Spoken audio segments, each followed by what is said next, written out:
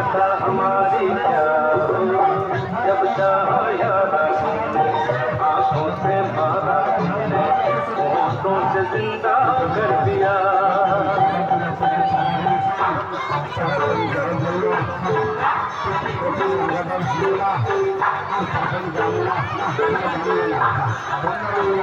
मारो मारो टिकट मारो टिकट मारो टिकट मारो टिकट मार दो। ऐ लड़की है नागिन वाली। बाहर में जिस तरह फोटो नक्शा नमूना चीज कर देख रहे हैं ना, इसकी पहचान के लिए तो जितना संजय बात करते हुए देखेंगे। ये कोई मरा हुआ नहीं है, रबर प्लास्टिक का गुड़िया नहीं है, कोई माटी का मूर्त नहीं है।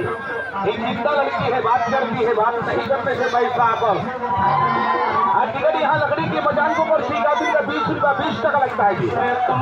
चलाएंगे नंबर से बारी बारी से एक से आप आइए, पूरी परिवार के साथ आइए और साथ में छोटे छोटे नन्हे मुन्ने बच्ची को दिखाइए।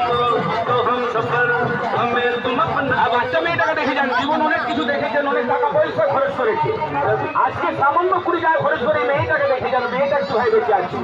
এখানে কোনো সার্কাস খেলা হচ্ছে না, আগে ভালো করে বুঝবেন, লেখা আছে ভালো করে পড়বেন, তারপরে টিকিট কাটবেন।